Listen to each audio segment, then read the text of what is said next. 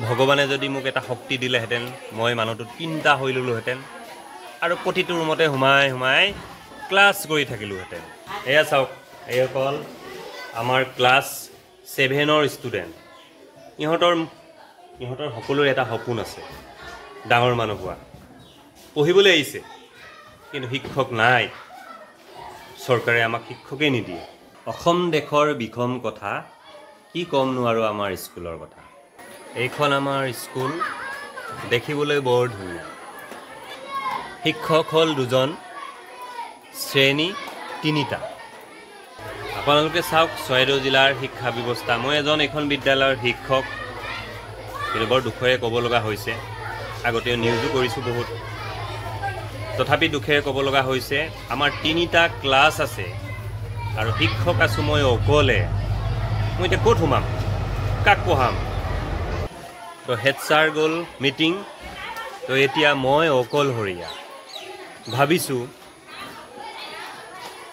এইফালে আছে 8, ইয়াতে সোমাম। এইফালে আছে 6তে সোমাম আৰু এইফালে আছে 7ত সোমাম। ভগৱানে যদি মোক এটা শক্তি দিলেহেঁতেন মই মানুহটো 3টা হৈ ল'লোহেঁতেন আৰু প্ৰতিটো ৰুমতে সোমাই সোমাই ক্লাছ কৰি থাকিলোহেঁতেন। সঁচাকৈ কিমান ভাল হ'লহেঁতেন। আমাৰ বিদ্যালয়ৰ এইটো 7ৰ ৰুম। এয়া চাওক, এইসকল আমাৰ ক্লাছ 7ৰ ষ্টুডেণ্ট। ইহঁতৰ সকলোৰে এটা সপোন আছে, ডাঙৰ মানুহ হোৱা। পঢ়িবলৈ আহিছে, কিন্তু শিক্ষক নাই। চৰকাৰে আমাক শিক্ষকেই নিদিয়ে। আৰু এইফালে চাওক, এইটো হ'ল ক্লাছ 6ৰ শ্ৰেণীকোঠা। এই যে কণমানিকেইজনী দেখিছে, সিহঁতে কিমান আশাৰে অলপ পঢ়িম বুলি আহিছে, ডাঙৰ মানুহ হ'ম বুলি আহিছে। কিন্তু ইহঁতৰ সপোনবোৰ ভাঙি যাবলৈ নিদিব। আৰু এয়া চাওক, এতিয়া মই 8ম শ্ৰেণীৰ কোঠালৈ আহিছোঁ। এইটো হ'ল আমাৰ 8ম শ্ৰেণী। আমাৰ বিদ্যালয়ত কোনো বিজ্ঞানৰ শিক্ষক নাই। আজি কেইবামাহো হ'ল আমি এনেকৈ আছোঁ। আৰু পিছত যদি কয় এইসকল ষ্টুডেণ্ট, চৰকাৰী স্কুলৰ ষ্টুডেণ্ট মেট্ৰিকত যদি বেয়া কৰে, পিছত যদি দুখ টিচাৰবিলাকক দিয়ে, হ'ব জানো?